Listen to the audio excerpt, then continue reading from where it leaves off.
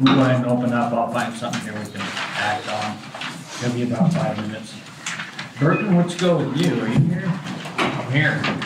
We go to page 5, item 2A, Burton Hilton. Discussion action, possible approval to close Clark Street from the 8th to the 10th, from 8th Street to 10th Street from 5 a.m. 6/21/18 to 5 p.m. 6/23/18 for the purpose of training at the Nevada State Firefighter Convention hosted by the McGill Volunteer Fire Department.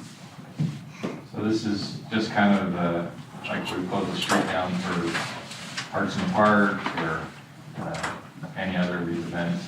There'll be a lot of training props. The McGill Volunteer Fire Department is hosting the state convention this year. We're going to be utilizing Broadbent Park, the roadway down here for different burn simulations and wreck, auto accident stuff. So I offered to come before you guys to see if you guys would let us close that street for the conference. We're bringing in, should be around 100 people, the firefighters plus spouses are coming. We're expecting about 150 people. Okay, anybody got So any it will be closed 3 days. days? Yes. And is this a weekend or? Do you think it's a Thursday, Friday, Saturday? I can't remember what day it is. Oh, they'll My start. birthday is. Like Wednesday through Saturday. Okay. So Tim was saying they'll bring them in probably starting on Wednesday. On Wednesday, okay. Actually, that training days Thursday, so they should be wrapped up Friday. Nobody has any objections, I will ask for a motion. I make a motion to approve. Second? Motion by Shane, a second by Carol. All those, any other debate? Gary? The one thing on Wednesday that we need to change the date to the 20th. Correct. And if that's the case, I will.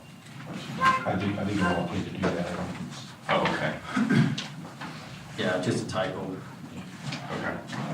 So go ahead and amend your motion to include the 20th instead of 21st, Shane. I will so amend my motion. And Carol? Yeah, that's all I'm in my second. Thanks, Gary. All right, so no further discussion. All those in favor? Aye. Opposed? None. Pass unanimous. This is got another one right I under think that. you got another one. right? Already have. Oh, it's the next page, right? Okay, go ahead, Burton. You want me to read it or? I'll read it. Discussion action possible approval Go. to accept and approve the Lund Irrigation Company's 2018 to 2019 special assessments for the Lund Stream for $1,635.50, Home Ranch for $3,654.50, and the Lund Field Stream for $3,349. So these are an annual assessment that I bring forth to you, and in the next agenda I have some more of those. These are for the Lund Irrigation Company, and they're for different areas that the Lund Irrigation Company serves, and it's for the maintenance of the water system in Lund. This one's identical to last year. I don't know if you have any questions on it. It's allocated by shares of the different owners have. It's $25 a share, I believe. This is actually irrigation, field irrigation water. Anybody want to discuss it? Anybody got anything to say about that? I'll make a motion to approve. Okay. Motion by Gary, second by Steve. Any further discussion? Hearing none, we'll call for the vote. All those in favor? Aye. Opposed? Can I, maybe for your protection, have you redo the vote, and then maybe Carol not? My husband doesn't get anything out of it. We don't have any farmland Okay, I just want to make sure anymore, you're so- protected. Yeah, no, we don't have get anything out of Okay, it, so. all right, well, I apologize. I would have, yeah, Okay, I thought about that, but no, we're not involved in it except that he's the president of the board, but we don't have any. okay, all right, just watching out for you. Okay, thank you. We'll go to item C on page 6, under Burton. Discussion action, possible approval to accept and approve the special assessments for the fiscal year 2018-2019 on the following State of Nevada Division of Water Resources list. According to NRS 533.280, 533.285, 533.290. So this is for, we have rivers in White Pine County, didn't you know? This is for the Humboldt River, for $486.42, and then the White River, for $3,341.26. They're designated waterways by the state engineer's office. And these assessments, they determine who needs to be assessed and how much. Bring them before us, before me, and before the commission. You know, it's one of these you have to approve, but I have to bring it to you, one of those deals.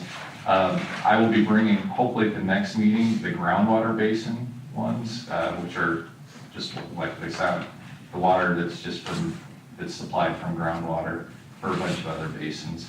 They've slowly over time, they've been assessing a little bit more in White Pine County. White River is a new one last year that you guys approved, and it's their cost to manage these water resources is, you know, it's stayed pretty steady, but it has gone up a little bit, and then they're identifying more valleys to track. There's a lot of valleys in White Pine County they don't track, but as you know, water is becoming an ever more important topic in our state. So they're keeping an eye on it, and that's what you approve this. Okay, anybody got any questions from her on this? Hearing none, I'll look for a motion. I move for approval. Okay, motion by Shane and second by Steve. Anybody else? Hearing none, all those in favor? Aye. Opposed? None. Passes unanimous. The DA is back, so we'll go back to the 1 o'clock.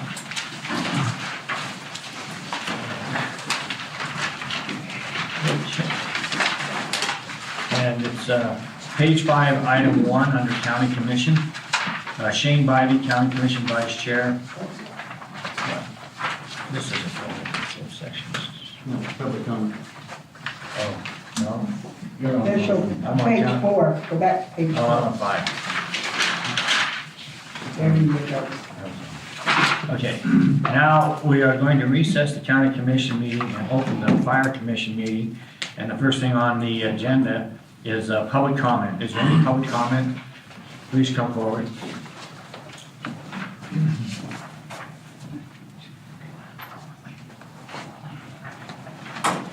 Sorry, I was just giving a little something extra.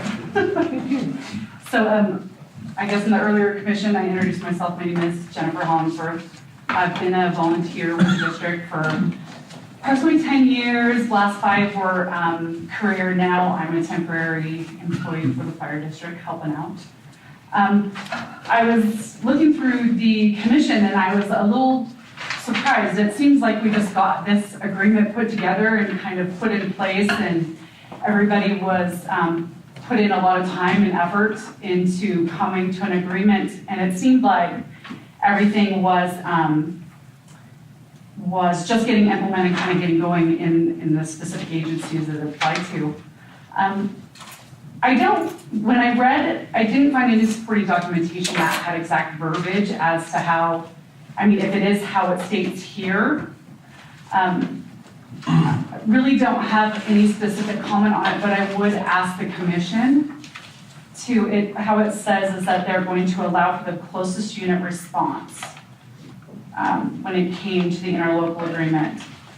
So what I would like to say is I would just like to ask the commission to consider all the agencies that are involved with this, not just the designated agencies that would be involved, being the city and the county, but the other agencies that are going to be impacted, like the sheriff's department. And everybody did a great job of coming together, discussing and working together to come up with this agreement. And I would hope that you guys would take the time to do that before considering action on this topic today. I was also handed a letter, keep your glasses out, that I need to read. I can talk through this. From William L. Hendricks, is the chief of Lund VFD. If I can, I would like to read this into record for him. She's already talked for 2 minutes. She's got 1 left. You can do it in a minute, I guess. Okay, I'm gonna go. Fire Commission, I'm unable to attend the Fire Commission meeting because of some issues at home. I'm concerned about the direction of our fire district is headed. 10 years ago, we were all excited to have our own county fire district, whereas volunteers and paid staff could offer the very best in training and rural personal incentive to recruit and retain volunteers in order to provide the best emergency services with the best volunteers. Since the start of the fire district, We as volunteers had nothing but an uphill battle instead of trying to improve ourselves. It's so sad when you have to fight to just exist when we all are trying to do is save someone's life or property. I won't go into detail here, as you all know the issues I'm talking about. We have about exhausted our resources for volunteers, as no one wants to join a fire district that has to fight to survive. We are rapidly losing all of our folks who are interested in a higher level of training, and that's why you have to go out of town to look for employees. Big part of the overtime issue. The county has managed to run off 2 well-qualified fire chiefs, one who had lived in the county all of his life and put his heart and soul into the job, only to be slammed, belittled in every commission meeting. The same treatment ran the other one off. The purpose of the fire commission is to help assist and support the folks that do their job, not try to destroy what we are trying to build. If the path we are on continues, it will eventually be up to you folks to answer the calls. There will be no volunteers left, and there are a lot of square miles in this county, and the good people who live there will lose their ISO ratings as well as protection. Thank you for your time.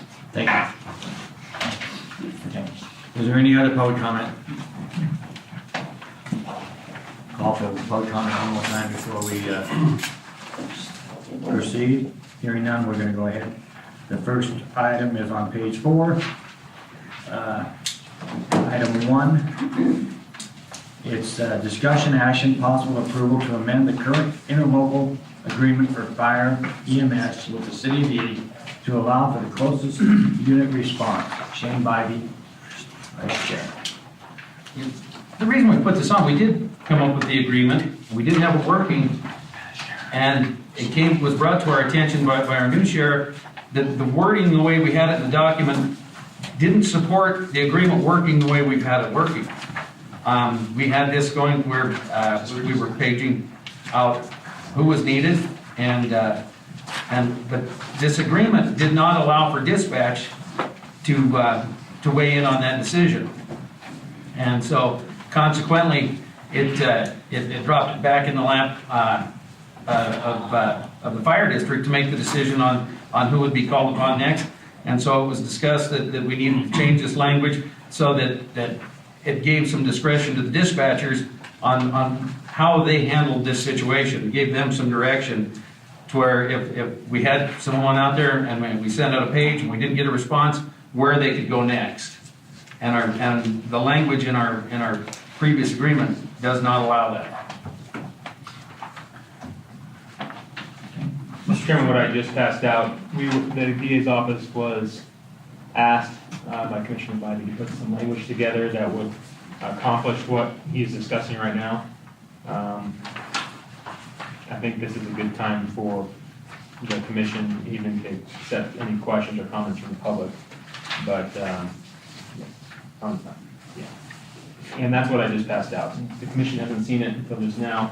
The public just received it, and the one thing that needs to be added, there's a couple things I'll talk about in a second that needs to be added to the process, and then I need disclosure. Okay, I need to make my public disclosure in accordance with direction from the Nevada Commission on Ethics.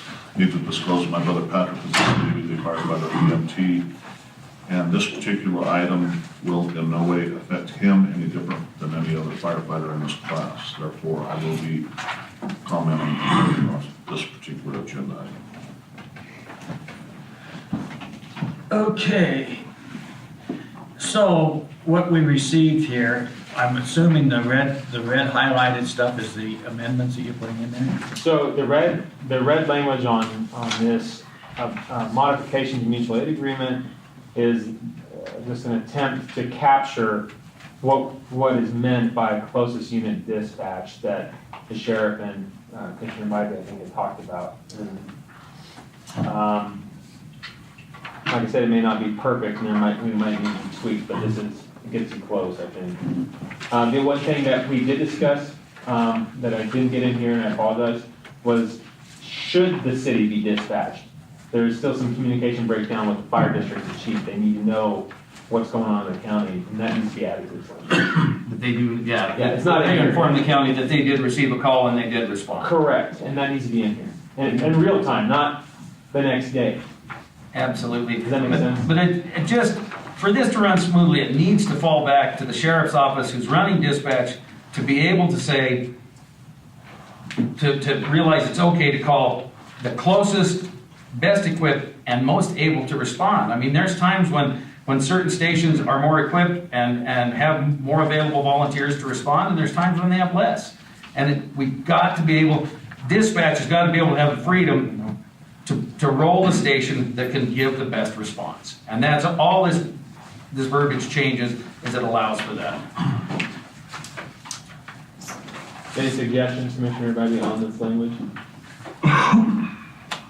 I'm fairly comfortable with what we've got here. We need to add on getting the reporting back from the city.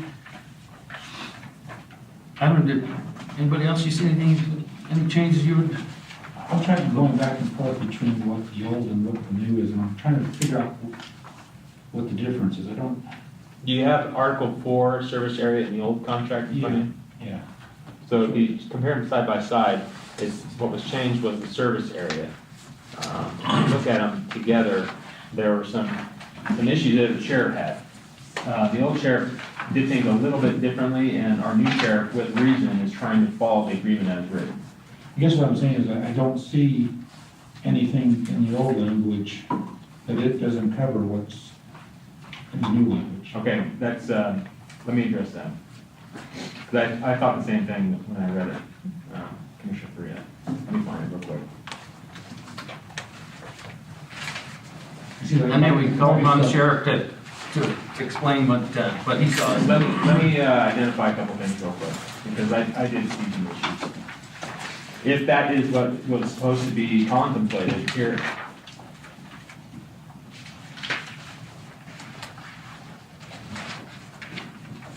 All right, so if you look at the old language, it says the entire area of the county when a request for aid is made by the fire district to the city.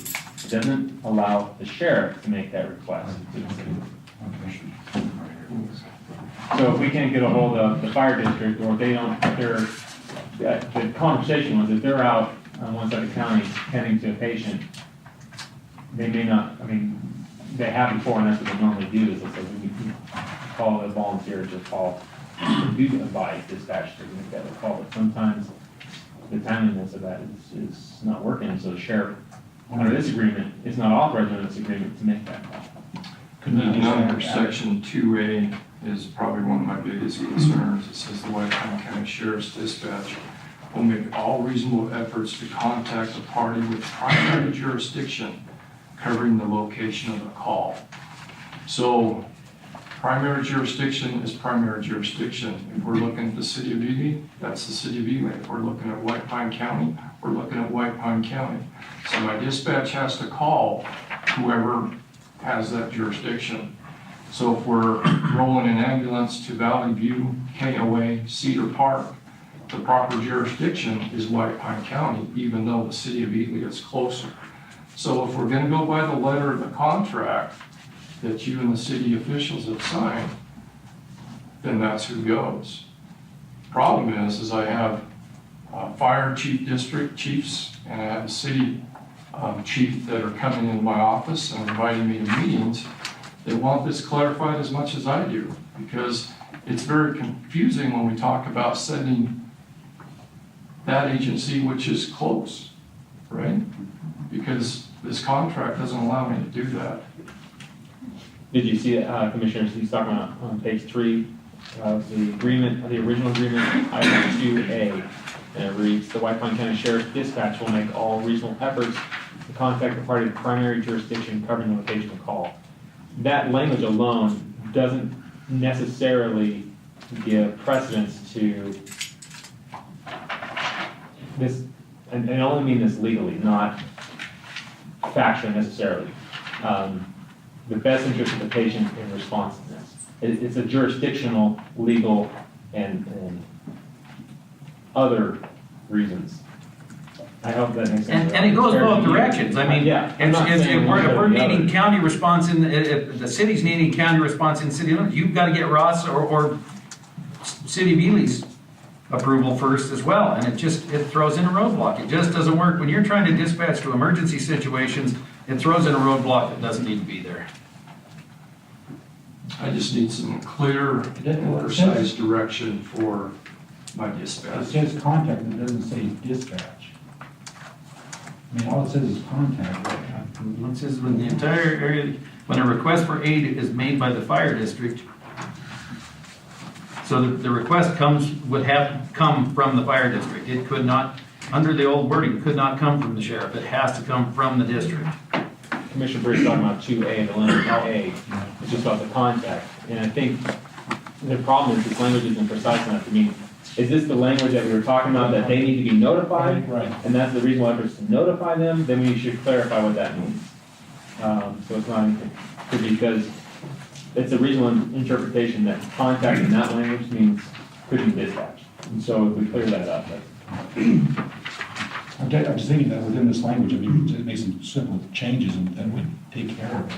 Yeah, it's not that convoluted. We just need to be a little more specific.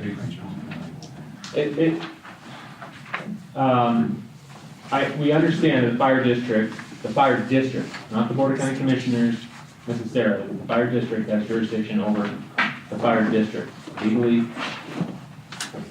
By statute, we'll be on the hook for paying for the services, out of their budget, you know what I'm saying? So beside the financial aspect of not being able to having another agency cover that and bill them for it, is there any other compelling reason that anyone has that the closest unit dispatch shouldn't be something that is sought after? Chairman, are you asking that, is he asking that from the public or just from the? I have to get their permission, and then they have to ask for public, which is. Okay. I think the only concern I have, and I don't think it's a great concern, and probably it'll be few and far between. But if in fact it happens to be in the county, and the county is paged, or the city were paged because they're the closest unit, but they have to wait because they don't have anybody there that can roll, then the county should be rolling too. I'm of the opinion that in that case, where it's in the city needs to be called, and the county is a backup and notified that there is this incident. Would they please roll? And if they're not needed, they can always turn around and go back. In the same situation in the county, if the city gets there first, fine. If they don't get there first, if they're both called and said, we have this situation, it's iffy on who's the best to respond to that area, send them both out, and whoever gets there first takes over and does it, and the other guys go home. The reason why I asked that question is because there is some argument, let me just see if I can make it more succinct. Closest unit doesn't mean fastest unit necessarily. No. And so that's what needs to be discussed. Do we want the unit that can respond the quickest? I think is what we want to I accomplish. think so. But in our language, it's for dispatch purposes, we automatically assume it's the closest. And so I think there needs to be some discussion on that too. This might sound redundant, but can the dispatch ask, let's say it's in Mineral Heights, right here, right by the Ely Fire Department, Mineral Heights in the county. Can the dispatch say, that's the city's the closest, right? And everything south of that is closer to the city. Can the city has one full-time 24/7, right? The county has two. Right. But can the dispatcher say, are you staffed enough to go to Mineral Heights? And if they say, no, we got to get a volunteer. So the city says, we got the county. County goes out. Can they ask that question? We're wasting time. Well, I'm just trying to make it so that the closest, we got two different Well, arguments. Carol talked about dispatching both, Well, that's good. but there's an expense to that too. Very good. Now I want to raise a simple question. I'm trying to remember a conversation I had with Sheriff Watts, and he said, I think he made the point, I might be correct, but NRS, he's supposed to dispatch the closest or There is no NRS. quickest response to emergency. Is that correct, or? I've never seen that NRS. Okay. You're lying. Okay. I just don't understand why we wouldn't. I've got a feeling that the reason that we wouldn't is because it's county and city.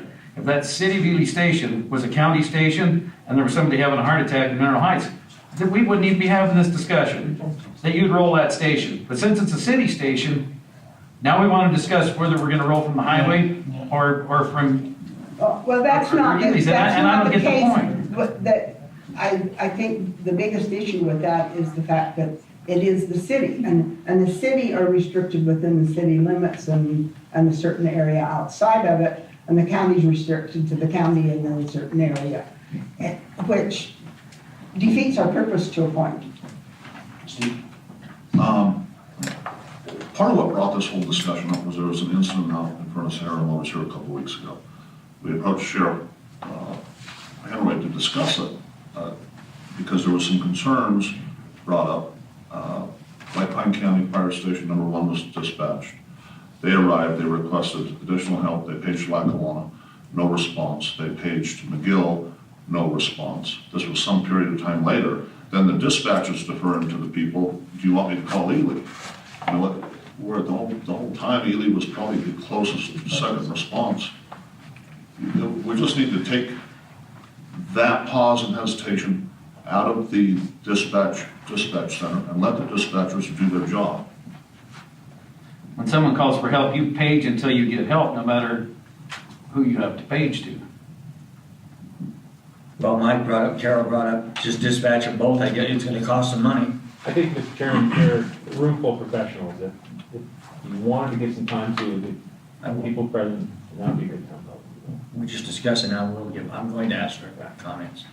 So, has anybody else got anything? I'm gonna ask the audience, people who are in the business, and see if they have something to say. Unless somebody on the commission's got something right now.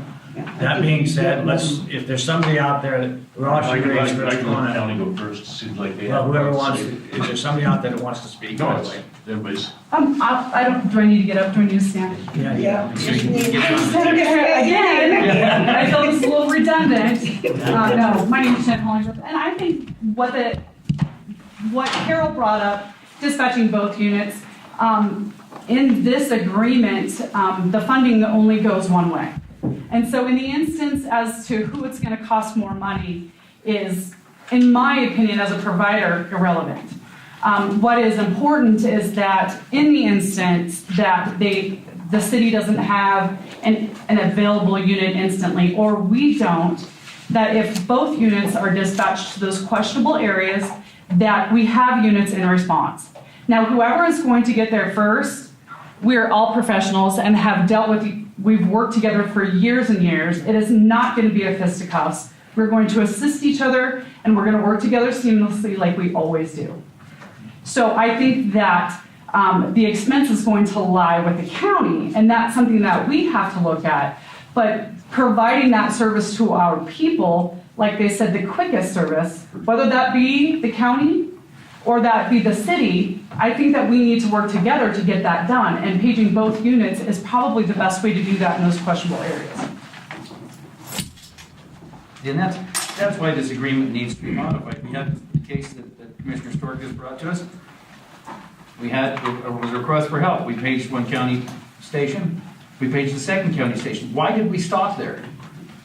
We need to have an agreement that says you page until you get the help that was requested. Well, and I thought that's what this fire protection thing was about, was. Right, and that's what raised this question. And that's why we went and visited with the sheriff and found out that the verbiage didn't support the response. So that's why this change is here. All right. I think it was really helpful to hear from Ms. Hollingsworth that dispatching both, there's going to be expense. But when we're talking about people's lives and care, it's something we have to just consider. And when you page both, not only are we accomplishing the act of letting the fire district know there's something cooking in your district, but we're also going to get, no matter what, the best resources we can there as fast as we can. And then they are, look, I'm not a professional, but I know that when the first unit arrives on scene, they do a size up. They'll say, we got, we're on scene, there's really no need for everyone to show up right now, and they can call each other off as they arrive and figure out what resources are needed or not needed. Am I right on that? And so there wouldn't be a full cost necessarily. There's some cost with getting people and rolling them out, but it's not the same as having them on scene and having to be there. So the language can come back. I can do something even easier. This is a sheriff dispatch will dispatch both units, or something like that. I agree, I think we just untie the sheriff's hands and let his dispatchers do their job. Once we establish somebody on scene, the incident command system that's in place, and then everybody's gonna handle things from that point on, so. And one of the things that needs to be happening, we can't be stopping them while they're en route. Nobody's on scene, don't be calling them off until you get to the scene. Yeah. That needs to be Can it be addressed.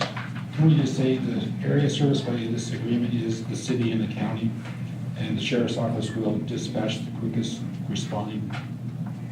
Well, that's another way to look at this. When you say dispatch the quickest responding, there may be too much wiggle room for the sheriff to try to decide at the moment, that dispatcher, okay, who's quickest? And going through this political Yeah, you debate. gotta go through that. Going through the That would political debate. require his dispatchers to monitor every unit in the Yeah. district In fact, we could and the probably- city to find out where they were We could at. probably have a good argument today, right now, people in this room, who's quicker. And that will never come to an answer. We'll never get through that. But the bottom I am line in is patient care and providing our sole purpose and intent for the agreement, right? Absolutely. That's what we really need to stick to. So I think, we've been doing this for years. On scene, it's not an issue. No. It's not. So I think that the verbiage that you guys have been talking about, the topics that Carol brought up, they're spot on. The thing that I see is, Also, by doing that, I think you'll build a better bond between the city and the fire district. the thing that I see is that the dispatch, there's some circumstances, things that happen, and I've been out on them on a winter night, where the dispatcher is trying to figure out how to get the people to cover. When you have 2 or 3 incidents on a snowstorm night, trying to get coverage, there's gotta be some wiggle room for the dispatcher to make do, or, to come up with something off the cuff to, solve the situation. Well, Mr. Chairman, this is just the first stab, and I think with the people in this room, it sounds like there's maybe a consensus on how to solve this problem. Perhaps I can come back with some new language for the next.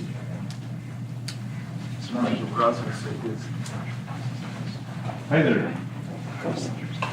I think the language and the intent of the language of the previous contract, well, lots of fire chiefs to give you,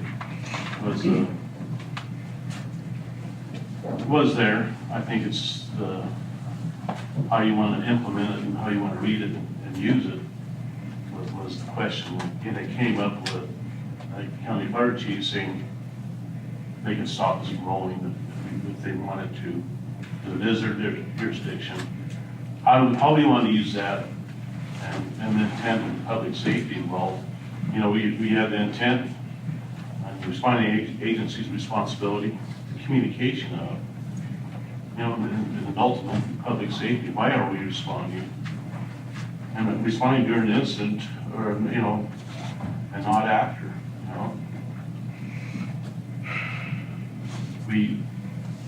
I think what we want to do is get somebody there, but not. I'll give you an example. One of the examples was we was responding to a heart issue, a possible heart attack in Ruth. We was at Hotel Nevada and we got asked to stand down, so the county's going to respond. Now, is that being responsible? That person in Ruth is having that issue? I don't think it is. What the sheriff was making, that we don't stand anybody down until we have a Sure. unit on scene. But that's one of the issues that, following the intent of the contract. I don't think you can finalize this where everybody's gonna be happy. I think it's gonna take communication, and I think it's really tough on the dispatch. When they gotta make the call, they're receiving that distress call, and they might be able to see, they do it all the time. They're using their own judgments. I think when that happens, we need to sit down with the sheriff, county fire chief, and myself, and discuss that, critique that issue. Maybe we can keep finding an estimate where it'll work for everybody. Ultimate responsibility is, get that responding unit and that response there. I have a concern that could be better with the fire district commission, and maybe some of the members of the public is, if you have this simple language that says shall dispatch both, it's not gonna work, because we don't need to be sending the city to Baker if they don't need to go. Okay? Or So it needs to be clarified. maybe may. Yeah. having may in there instead of shall give the sheriff's office, at least use that, exercise that common sense when, you know, the city doesn't need to go. And if we put something like that in there where both would be dispatched as needed, I think, then the other thing we could possibly do is put in that the first unit on scene will decide if the other unit needs to continue to roll or to turn back. That way you've got somebody on scene to make that decision whether more help is needed or not. Didn't we define territory when we did the mutual aid agreement? No. Didn't we, I thought we said that. Only as far as city and county is concerned, not. Let me who clarify, does what. Commissioner. In this agreement, we were just talking about city county. There had been another proposal by the city to have an outlined area in which they automatically would go and we would dispatch them originally. Yeah. That agreement was not supported by the fire district. There's, and we sent them back on that agreement. So this is just on the mutual aid to make sure we have resources going to the best of our abilities between the two entities right now. I think that it's fine. 2 resources out to, let's say, car run off the road compared to a 3-car pile up.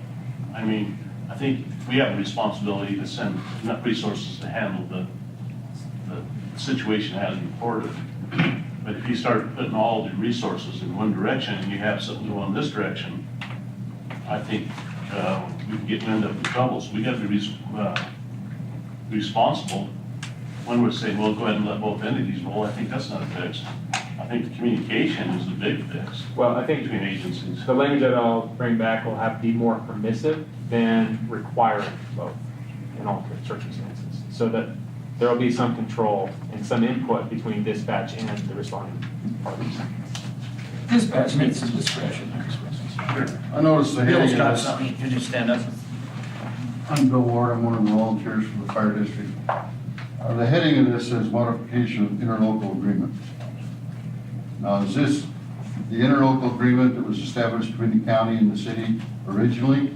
Or is this a mutual aid agreement that we worked on afterwards? Thank you, Bill. It says interlocal agreement, but it's supposed to be mutual aid agreement. Interlocal was the one that was proposed by the city for Because the contract. fire district is no part of that interlocal agreement legally. Okay. This So is this- a mutual, we're talking about the mutual aid agreement that was approved back in August? 17. August 24th? August 24th, yeah. I don't recall. The document that Richard Howe signed both as a commissioner and he signed it again as a fire district chairman. It was voted on both meetings. As a mutual aid agreement. That's correct. Okay. Because I never seen no resolution where there was an interlocal agreement between the fire district, the county, and the city. Just a mutual aid agreement, even though it says interlocal agreement. Clarification.